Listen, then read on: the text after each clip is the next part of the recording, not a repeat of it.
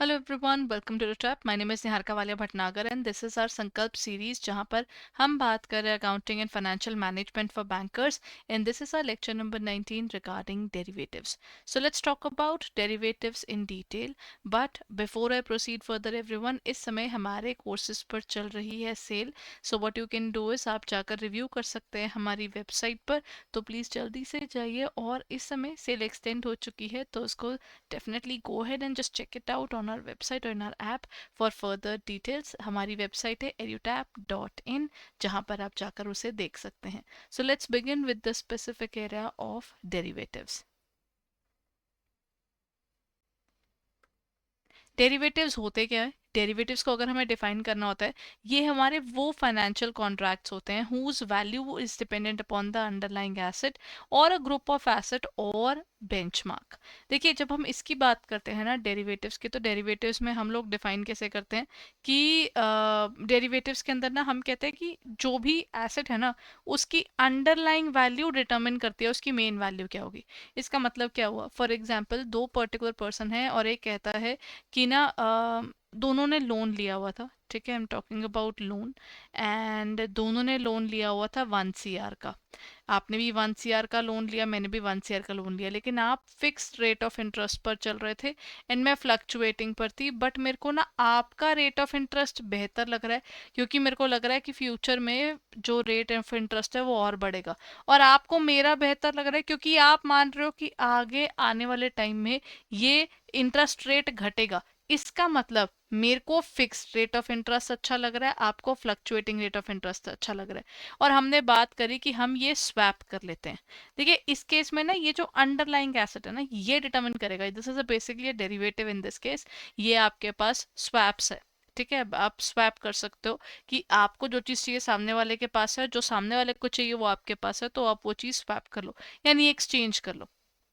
और अब इसमें ना इसकी पूरी वैल्यू डिटरमिन कौन करेगा कि जितना इंटरेस्ट अभी एक्चुअल में जो इंटरेस्ट रेट बढ़ेगा या घटेगा वो डिटरमिन करेगा कि फिक्स्ड वाले को फायदा हो रहा था कि फ्लक्चुएटिंग वाले को फायदा हो रहा था.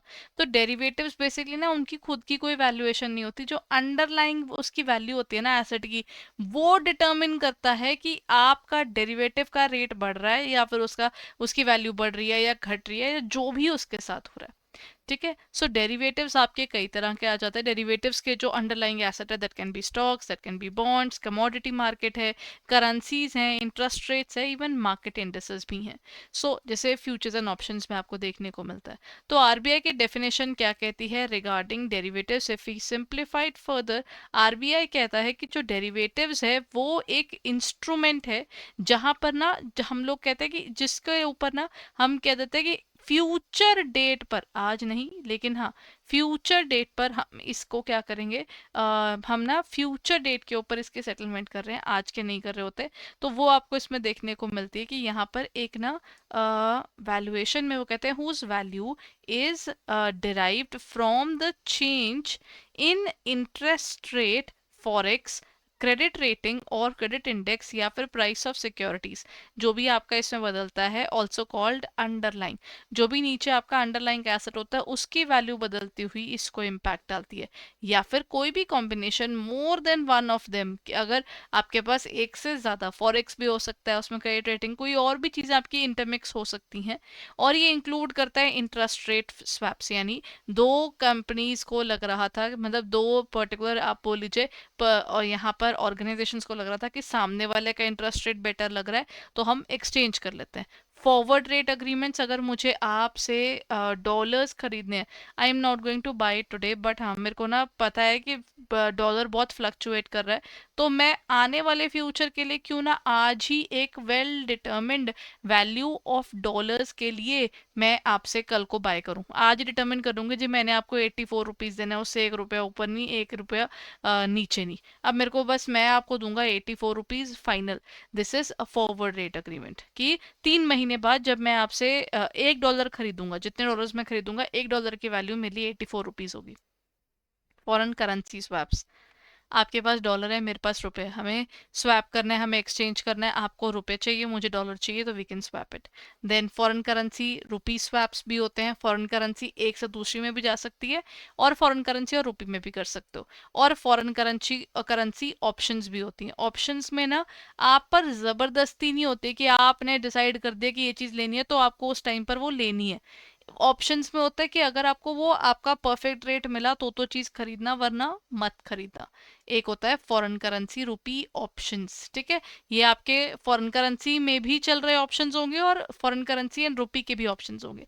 सो ये जो भी इंस्ट्रूमेंट्स है as may be specified by bank from time to time, ये आपके डिफाइन हो जाते हैं। अब कैरेक्टरिस्टिक्स क्या होते हैं, अगर हम डेरिवेटिव्स की बात करें, इसकी वैल्यू चेंज होती है एक अंडरलाइंग एसेट से। एक अंडरलाइंग एसेट होगा जो इसकी वैल्यू डिटरमिन करेगा। हाई लेवरेज होता है, अगेन ये बहुत सी ऑर्गेनाइजेशंस क्या करती हैं, इसमें जब आप पैसा डालते हो तो बहुत बार ना आप लोन लेकर लेते हो। कई बार तो जैसे क्या करते हैं कि ना जो आपकी प्रेजेंट सिक्योरिटीज है उन्हीं को ऐसे सिक्योरिटी लेकर आगे लोन उठाकर और इन्वेस्ट कर दिए जाते हैं, और अगर वो इन्वेस्टमेंट आपकी बेनिफिट हो जाती है, आपका पैसा बढ़ जाता है, तो आप वो पैसा फिर पे ऑफ करके अपना जो प्रॉफिट है वो कमा लेते हो। इस तरीके से आप दूसरों के पैसे पर प्रॉफिट कमा लेते हो। So in this case one particular thing that happens is, इसमें हाई लेवरेज है। इसमें ना जो एकदम से मनी इन्फ्यूज किया जाता है, जो मनी डाला जाता है वो एकदम से बहुत ज़्यादा डाला जाता है, चाहे अपना डाले चाहे किसी और का। Then complex pricing and trading mechanism, ये इसका एक प्रॉब्लम है। ये स्क्रीन बेस्ड ट्रेडिंग्स वाली बहुत सी चीज़ें आपके डेरिवेटिव्स के अंडर आती हैं, और इनमें ऐसा नहीं है कि सिर्फ स्क्रीन बेस्ड ट्रेडिंग है, इनमें ओवर द काउंटर भी है। कि आप और मैं बैठे और आपने और मैंने डिसाइड किया कि जी मैंने तो आपसे डॉलर खरीदने हैं, आपने बोला ठीक है मैम, अगर आपको डॉलर खरीदने हैं तो इतने रुपए के खरीदने हैं, वो वाली चीजें जब डिफाइन की जाती हैं वो आपकी यहाँ मिलेंगी। देन हमारे पास आता है नो और लिटिल इनिशियल नेट इन्वेस्टमेंट। आपकी जो इन्वेस्टमेंट है ना वो या तो कम है या फिर कम लगती है, क्योंकि अपने पैसे पे नहीं चलते ना, हम दूसरों से पैसे लेकर उससे चला लेते हैं। तो इसमें ना ये एक बहुत बड़ा बेनिफिट हो जाता है। देन इसमें आता है settled at a future date. इसकी सेटलमेंट ना किसी फ्यूचर डेट पर की जाती है। अगेन क्योंकि जैसे ना हम लोग आज के प्रेजेंट के हिसाब से लेते हैं तो उन्हें स्पॉट कहा जाता है, और अगर आप आने वाले किसी फ्यूचर डेट के ऊपर आप बोलते हो कि हम ट्रांजैक्शन करेंगे, परचेज की या सेल की किसी भी तरीके की फॉर अ पर्टिकुलर सिक्योरिटी, यहाँ पर डेरिवेटिव्स की जब बात की जाती है, ये सेटल किसी फ्यूचर वाली डेट पर होंगे, आज नहीं होंगे। इनके फंक्शंस क्या है, डेरिवेटिव्स जो हैं वो शिफ्ट कर देते हैं risk from the buyer of the derivative to the seller. क्योंकि आप अपने आप को ना कहीं सेव कर लेते हो फिक्सिटी ऑफ प्राइस के साथ, तो दूसरे वाले पर वो रिस्क ट्रांसफर हो जाता है। As such they are very effective risk management tools. Then derivatives जो है वो इम्प्रूव करते हैं liquidity of the underlying instrument. वो डेफिनेटली करते हैं। देखिए ये चीज़ इसमें एक फैक्ट है कि ये ना आपकी लिक्विडिटी को बहुत ज़्यादा इम्प्रूव कर देते हैं। देन इज डेरिवेटिव्स जो है वो परफॉर्म करते हैं इंपॉर्टेंट इकोनॉमिक फंक्शन, जैसे प्राइस डिस्कवरी। बेसिकली एक पर्टिकुलर पर्सन डिमांड कर रहा है, दूसरा उसको सप्लाई कर रहा है, तो उस केस में ना एक स्पेसिफिक वो निकल आता है, प्राइस डिटरमिन हो जाता है कि अच्छा ठीक है इस प्राइस पर ये ट्रांजैक्शन हो सकती है। then they provide better avenues for raising money। ये चीज तो होती है क्योंकि इसके थ्रू ना, अब ये नहीं है कि ना आप वो वही पुराने ट्रेंड में चल रहे हो, या तो एक्सट्रीम हम डेट कर लेंगे या हम इक्विटी में पैसा लगा लेंगे। लोग अब ना इस तरह के डेरिवेटिव्स की सिक्योरिटीज में भी बहुत पैसा लगाने लग गए हैं, ठीक है। अब इसका बस ये प्रॉब्लम होता है कि थोड़ी सी अनसर्टन मार्केट है, कई बार आपको प्रॉफिट हो जाते हैं, कई बार नहीं होते, तो ये एक प्रॉब्लम इसकी रहती ही है। Then I'm sorry. Next is ये contribute क्या करता है, दे contribute substantially to increasing the depth of the markets। ये तो चीज़ है ही, क्योंकि इसने मार्केट को एक नई सिक्योरिटी की तरफ ओपन अप कर दिया है, जो जिस मार्केट को लेकर ऑर्गेनाइजेशंस ओपन अप नहीं होती, तो ये एक इंपॉर्टेंट रोल प्ले करता है। Then we have market participants. Market participants में कौन से आते हैं, पहले आते हैं अपने हेजर्स। ये वो लोग हैं जो बहुत ज़्यादा डरते होते हैं, तो ये क्या करते हैं, अगर ये कोई ट्रांजैक्शन मानते हैं कि अच्छा हम ना कोई चीज़ परचेज करेंगे, अगर उनको लग रहा है ना कि ये ट्रांजैक्शन हमारे लिए हो सकता है फायदेमंद ना हो, इसकी रेसिप्रोकेट वाली ट्रांजैक्शन भी ये पहले ही कर लेते हैं, यानी सेल की भी ट्रांजैक्शन साथ में कर लेते हैं, ताकि आपके पास ना अगर लॉस हो रहा होगा तो लॉस को रिकवर किया जा सके, अगर आपका लॉस नहीं होगा तो भी वो ट्रांजैक्शन थोड़ी सी मिनिमाइज हो जाएगी, बिकॉज आप रिस्क नहीं उठाना चाहते हो। हेजर्स बेसिकली डरने वाले लोग हैं। तो ये अपने कहते हैं ये they use derivatives to protect the assets from value erosion to adverse price movements. Adverse price movements में कहीं ऐसा ना हो जाए ऑर्गेनाइजेशन को लॉस हो जाए। Primarily concerned with stabilising future cash flows during the volatile market conditions. Then are traders. अगर कोई पर्टिकुलर पर्सन कहता है कि जी मेरे को तो डेरिवेटिव खरीदना है या बेचना है, तो वो डिपेंड करेगा टू वे प्राइसिंग के ऊपर, मतलब सेलर और बायर के उस इक्वेशन के ऊपर कि कौन परचेज करना चाहता है, कौन सेल करना चाहता है। और बाकी मार्केट पार्टिसिपेंट्स भी उसको इम्पैक्ट करते हैं, इकोनॉमी भी इम्पैक्ट करती है। ये लिक्विडिटी प्रोवाइड करवाती है और फैसिलिटेट करती है मार्केट ऑपरेशंस को। Then the next part that we have is called speculators. Speculators पता है क्या करते हैं? They buy low and sell high. इनकी कोशिश होती है कि एक मार्केट के अंदर आप जहां पर बैठे हो, आप ना वॉलेटाइल प्राइस मार्केट का फायदा उठाओ। आपको दिख रहा है कि मार्केट अभी बहुत अनप्रेडिक्टेबल चल रही है, जिस समय रेट कम हुआ हुआ है तब चीज खरीद लो और बाद में उसको बेच दो। तो यहाँ पर ये हेजेस की तरह नहीं चलते, इनका कोई अंडरलाइंग एसेट की प्रोटेक्शन की बात नहीं आती। ये उस चीज पर जाते नहीं, ये खेलते ही प्राइसिंग के वॉलेटिलिटी पर है। तो इसीलिए स्पेक्यूलेशंस जो है, ये कहते हैं कि जब आपको सस्ते मिल रहा है खरीद लो, जब हाई पे जा रहा है बेच दो। तो इनकी जो वर्किंग है ना वो बहुत सिंपल चलती है in terms of speculation. Then comes users of derivatives. Derivatives के यूजर क्या करते हैं? ये लोग the main players in the market कौन कौन है? Hedgers, speculators and traders. We have talked about it, but इनके अंदर रेगुलेटरी बॉडीज भी तो आती हैं। जैसे हम लोग बात करते हैं आरबीआई की, सेबी की, ये सब भी इसको रेगुलेट करते हैं। तो इस मार्केट के अंदर इनडायरेक्टली जो है कई रेगुलेटरी बॉडीज जो हैं वो इन्वॉल्व रहती हैं।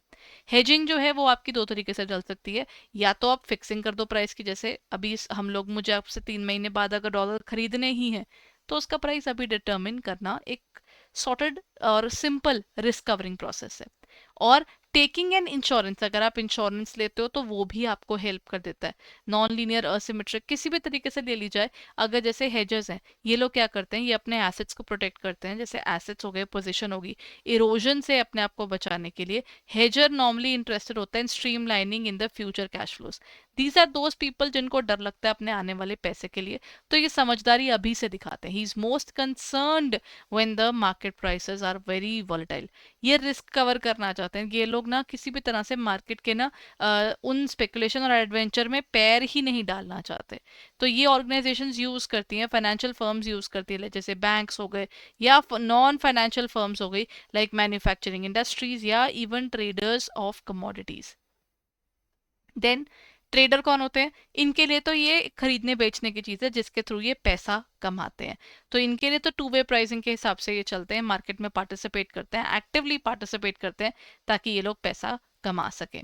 Then we have speculators. इनको क्विक मनी चाहिए होता है, बाय लो सेल हाई। इनका काम होता है कि जी देखो मेरे को तो कोई इंटरेस्ट नहीं है दुनिया में क्या हो रहा है, मेरे को बस इतना है कि मैं ना इस स्पेकुलेशन से बीच बीच में से अपना ना किसी भी तरीके से अपना पैसा निकाल लूँ। I really want to grow further, and the best way is कि मैं अपनी ग्रोथ को इंश्योर कैसे कर सकता हूँ? मैं अपनी इन प्राइस मूवमेंट्स को इंक्लूड करके। और इसको वॉलेटिलिटी का फायदा रहता है, बिकॉज ये कहता है कि मेरे को ना अभी मार्केट में जो रेट ऊपर नीचे होते हुए दिख रहे हैं ना, ये मेरे लिए सबसे अच्छे हैं।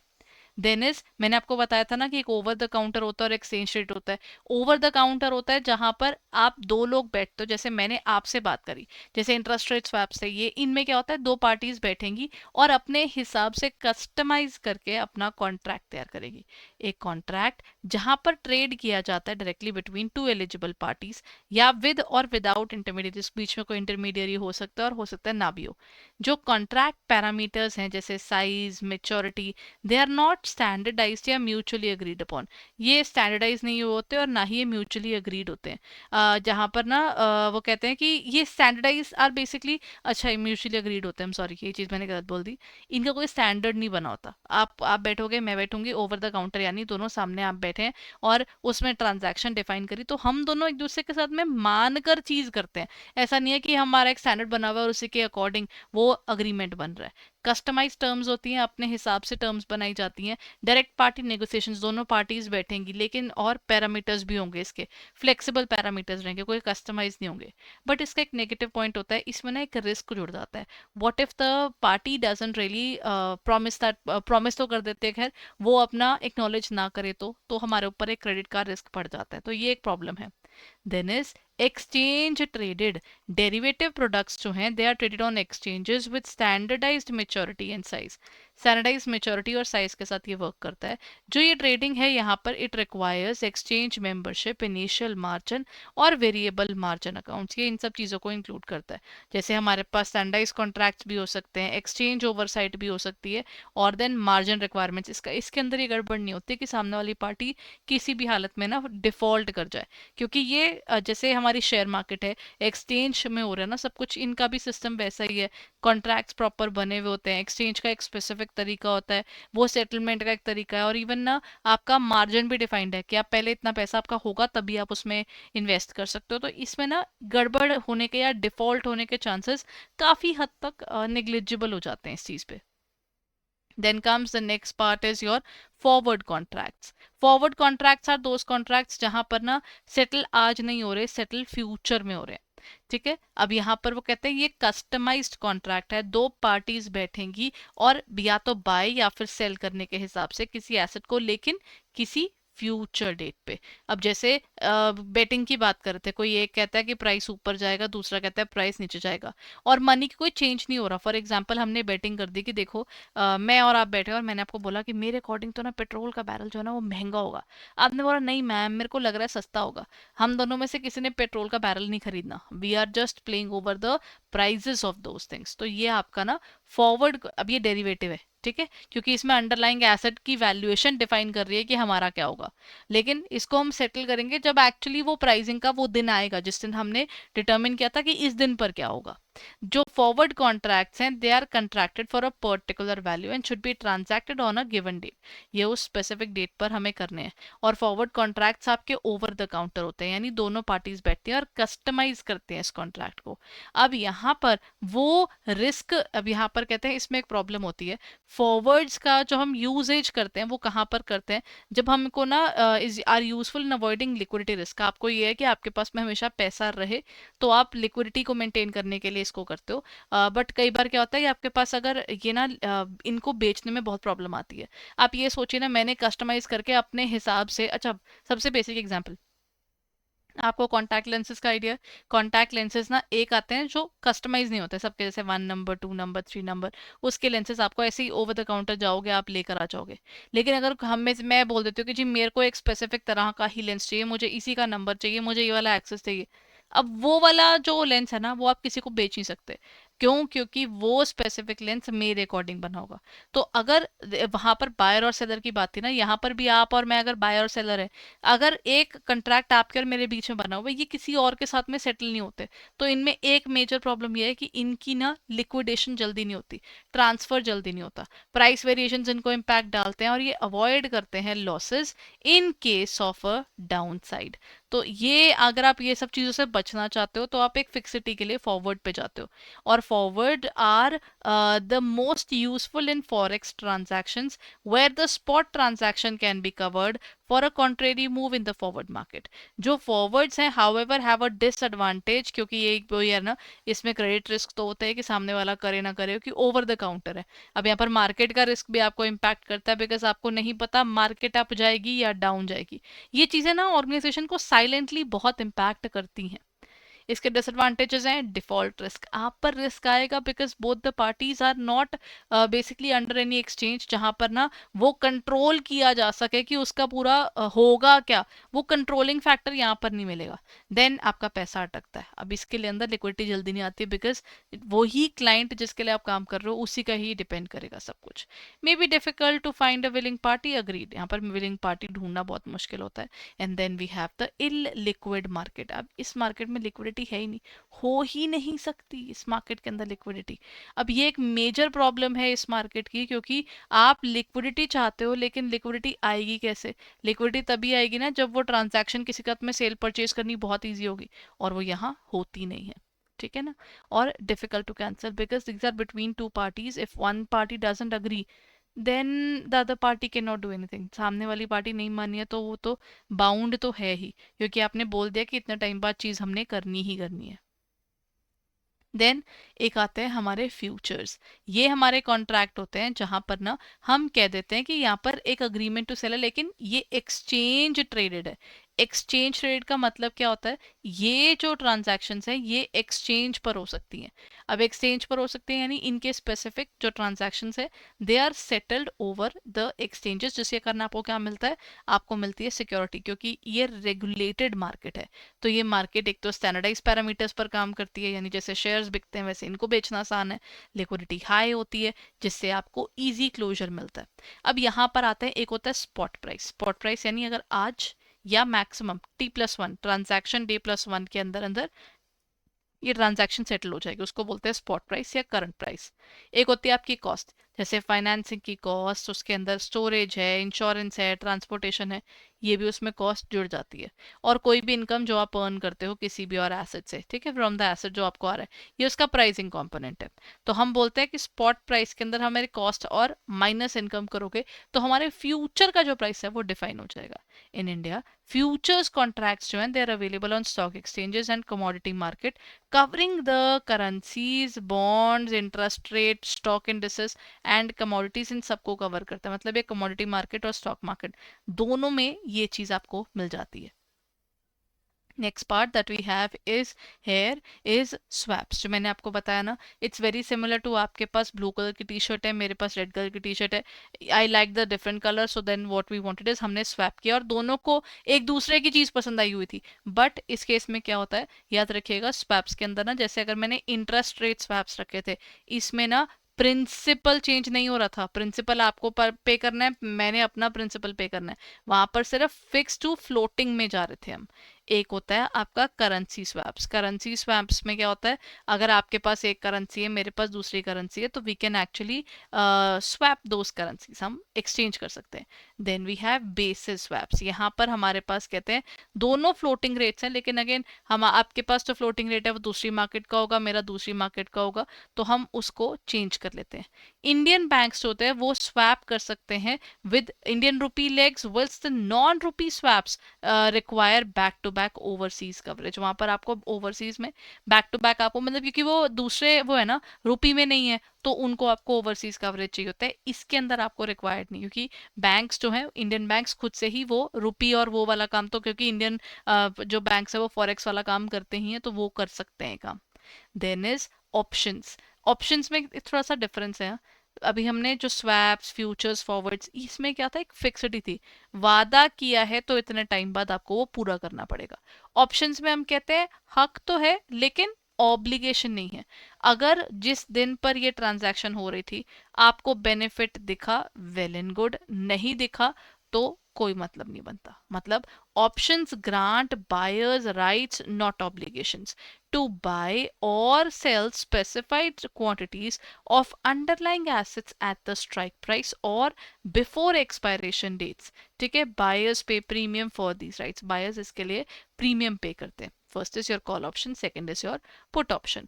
कॉल ऑप्शन में क्या होता है, यहाँ पर क्या होता है, जिस दिन के हम लोगों ने वादा किया था कि, अच्छा वादा नहीं, एक ऑप्शन रखे थे कि इस डेट पर अगर मेरे काम का प्राइस मिला तो मैं खरीद लूंगी, नहीं तो मैं नहीं खरीदूंगी।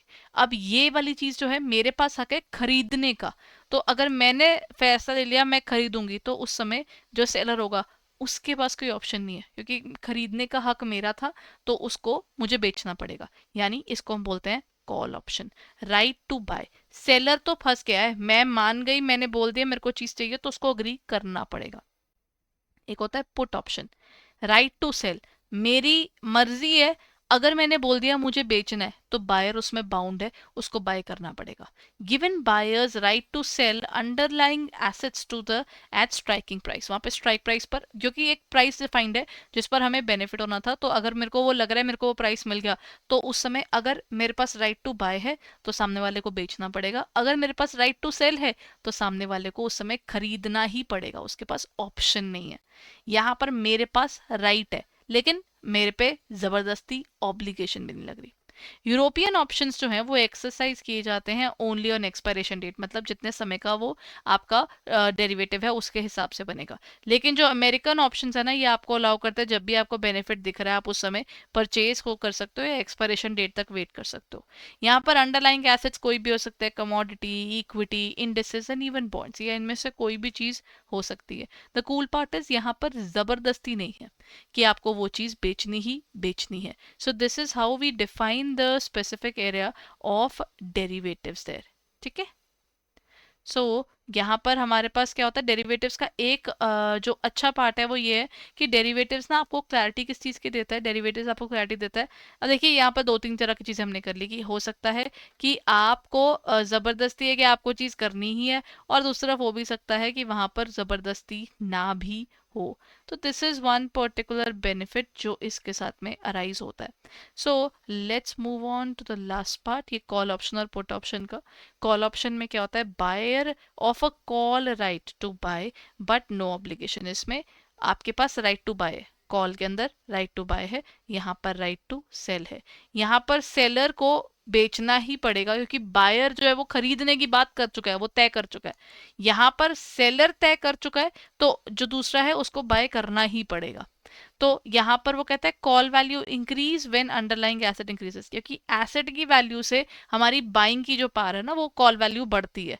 और अगर उसकी जैसे put value decreases when the underlying asset increases, आपकी राइट टू सेल है वो कम होता जाता है जितना आपका सेल एसेट की वैल्यू बढ़ती है. Investor look for a price rise, यहाँ पर वो प्राइस राइज देखता है बिकॉज उसको राइस से ज्यादा हिसाब से उसको सस्ती चीज मिल रही है. यहाँ पर इन्वेस्टर बेच देख रहा होता है कि फॉल इन प्राइस हो ताकि वो उसको अच्छे से प्राइस पे मिल सके. देन पोटेंशियल गेन यहाँ पर तो अनलिमिटेड है, लेकिन यहाँ पर पोटेंशियल गेन लिमिटेड है. ठीक है. Right and the difference between your rights and your obligations आपके ऊपर है ना, कि आप पर जबरदस्ती नहीं है कि आपको चीज वो वैसे ही करनी है. Right. So let's move on to the next point everyone. Here comes the question, which among the following derivatives are traded over the counter. अभी पढ़कर आए हम कौन सी लोग कस्टमाइज करके अपने हिसाब से बनाते हैं और कौन सी नहीं. स्वैप्स, फ्यूचर्स, फॉरवर्ड्स या ऑप्शंस. देखिए फ्यूचर्स एंड ऑप्शंस जो हैं वो एक्सचेंज ट्रेडेड होते हैं, तो इसका मतलब ये दोनों तो बाहर हो गए. इसका मतलब स्वैप्स और फॉरवर्ड यानी 1 and 3 इसका आंसर हुए.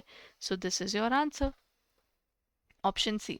Then derivatives in which the buyer has the right but not the obligation. ये भी हम पढ़कर आए हैं, बायर का राइट जरूर है लेकिन उस पर ऑब्लिगेशन नहीं है, जबरदस्ती नहीं है कि उसको वो चीज करनी है. फ्यूचर्स, फॉरवर्ड्स, ऑप्शंस और स्वैप्स, इसमें क्या आएगा, यहाँ पर आएगा जबरदस्ती नहीं है, तो इसका मतलब ये बात कर रहा है ऑप्शंस की. So this is it. यहाँ पर आया option number C and here comes the end. Everybody, ये था हमारा पूरा topic of derivatives. As I told you हमारे कोर्सेज इस समय आपके पास 80% ऑफ पर हैं, तो प्लीज़ जल्दी से जाइए और हमारी वेबसाइट पर, if you are planning to purchase the courses then please go ahead and check it out. आपको क्या करना होगा, आपको जाना होगा हमारी वेबसाइट edutab.in पे. ठीक है, यहाँ पर आप चले जाइए. अगेन ये ऑफर बहुत लिमिटेड टाइम के लिए है, तो जितनी जल्दी हो सके please go ahead and purchase the courses. Right. So यहाँ पर आप चले जाइए हमारे कोर्सेज लेने के लिए, तो यहाँ पर आपको मिल जाएगा. यहाँ पर JIB के अंदर, एक सेकेंड मैं आपको हमारी वेबसाइट पर ले जाऊँ.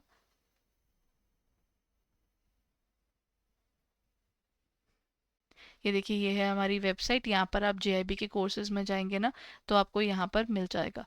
ठीक है, ये भी हमारे सारे प्लेटफॉर्म पर ही आपको इस समय मिल रहा है, तो ये आपको बेनिफिट रहेगा कि अगर आप हमारे कोर्सेज बाय करना चाहते हैं तो ये आप परचेज कर सकते हैं. बट जस्ट मेक श्योर कि आप इसको टाइमली कर लें ताकि आपको इसका बेनिफिट मिल सके. तो 80% का ऑफ आपको मिल रहा है हमारे मास्टर कोर्स के ऊपर. मास्टर कोर्स हमारा क्या है, मास्टर कोर्स हमारा वो कोर्स है जिसके अंडर ना आपको ये बेनिफिट रहता है कि आप ना अगर हमारे कोर्सेज बाय करना चाहते हो तो हमारे कोर्सेज आपको इस टाइम मिल जाएंगे 80% ऑफ पर. मास्टर कोर्स में ना रिकॉर्डिंग्स भी मिल जाती है, अपने हिसाब से आप आराम से पढ़ सकते हो. और अगर आपको लगता है कि आपको एंड में आके रिवीजन भी करनी है तो आप लाइव क्लास में पढ़ भी सकते हो.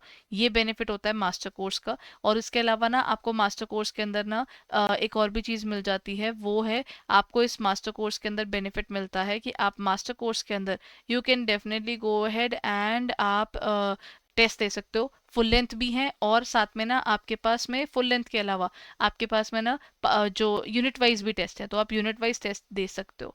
ठीक है, तो ये भी कोर्स के अंदर आपको ये कुछ समय के लिए ही आपके लिए वैलिड है। अगर आपने अभी तक कोर्सेज परचेज नहीं किए हैं तो जल्दी से परचेज कर लीजिए। एज यू कैन सी इस समय आपको मिल जाएगा फेस्टिवल 80 का कोड, राइट। और अगर आप परचेज करना चाहते हैं तो मैं आपको एक बार कोड्स की डिटेल भी दे देती हूँ।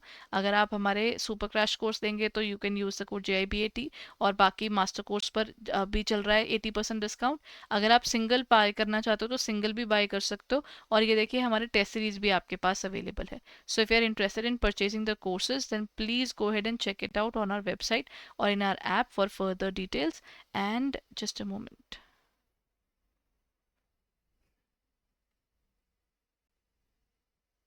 और ये रहा वो पूरी डिटेल्स। यहाँ पर ना आप जल्दी से जाकर हमारे कोड को यूज़ कर सकते हैं फेस्टिवल 80 को, बट याद रखिएगा ये वैलिड सिर्फ 26 टू 28 ऑफ सितंबर है। तो go ahead and check it out everyone, जल्दी से इसको परचेज कर लीजिए। If you are planning, just do not delay at all, right. तो जाना कहाँ है दोबारा बता देती हूँ, आपको जाना होगा edutap.in के ऊपर, जहाँ पर आपको ये कोर्सेज मिल जाएंगे। So please go ahead and check it out right away. Thank you so much for being there everyone, bye bye and take care.